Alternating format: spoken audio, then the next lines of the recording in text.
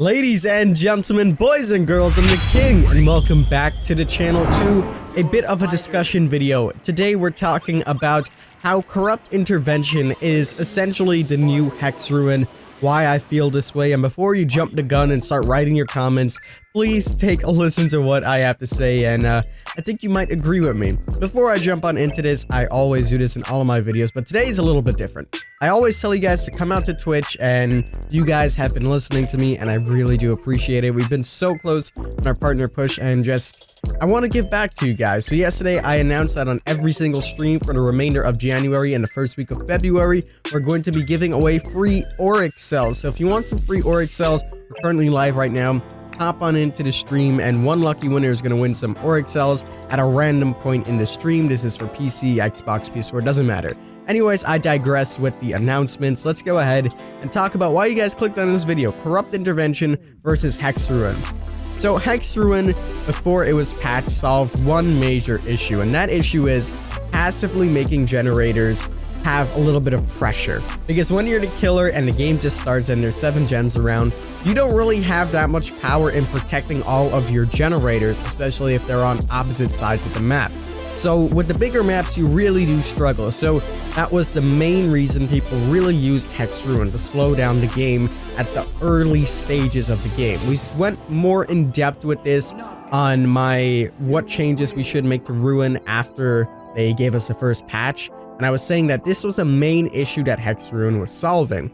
Now, Hex Ruin had its flaws as well, as mentioned in the dev post. Sometimes the totem gets cleansed way too quickly, sometimes people just eat through Ruin, and then sometimes it just works really well. So it's very inconsistent across the board. Now, when you take a look at Corrupt Intervention, it identifies and tackles the problem that Ruin was doing too, just not to the same degree. However, in my opinion, it's a little bit better. I've always been a fan of Corrupt Intervention, and especially as a trapper main or killers that take a little bit longer to set up, this is very beneficial. So let's put this into perspective now. You spawn on into a game and you use Corrupt Intervention. The 3 furthest generators are blocked away from you. This is essentially the problem that Ruin was solving, because for the most part, people use Hex Ruin because those generators that were halfway across the map, you still want to acquire adequate pressure to put on them while not being there.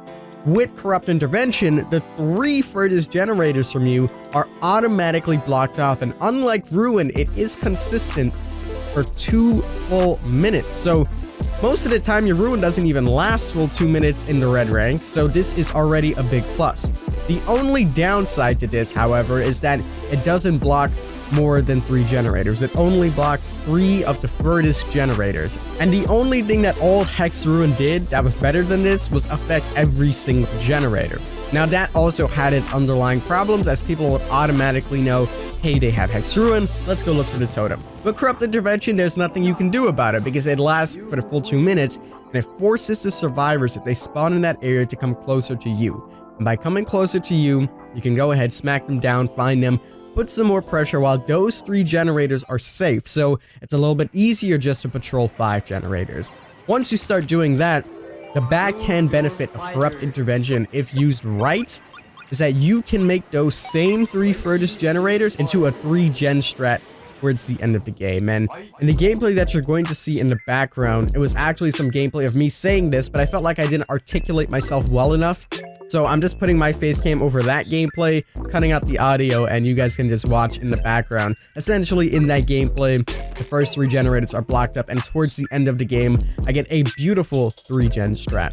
Now with Ruin, we also use other perks like Pop Goes the Weasel. I even used Corrupt Intervention with Ruin, and it was just the ultimate gen stopping build, and obviously that's kind of what they're straying away from now. They want you to use different perks, and I don't want it to be so taxing on survivors. And I know a lot of people are upset with this, but we're gonna have to suck it up. We're gonna have to show everyone that, you know, we're still good at the game. We can still do this without Hex Ruin, and I think Corrupt Intervention is the way to go. Combining this with perks such as Pop Goes the Weasel as well, when you do get that late game 3-gen strat, you can utilize it by doing your job right, hooking people, getting Pop Goes the Weasel, and kicking one of the 3 gens that are remaining that are all close to each other, essentially making it so the survivors can never ever finish the generators, and you're going to see that in the gameplay as well. This has happened in so many games. Corrupt Intervention is just a really nice perk all around. And that's going to wrap it up for this video today. A little bit more of a short one. And yeah, that's how I feel about Corrupt Intervention. I think it's going to basically be the new Hex Ruin, the new meta perk that we're going to see for stopping generators. Obviously, there's other things, but I don't think anything really comes near to how good Corrupt Intervention can be, especially combined with something like Pop Goes the Weasel or even Thanatophobia, Sloppy Butcher. Putting those things together and having this weird but interesting synergy works quite good in your favor. But that's gonna wrap it up for this video. I hope you guys did enjoy. Let me know what you guys think of it down below. As always, I'm the king. I tip my crown to you guys, and we'll see you in the fog.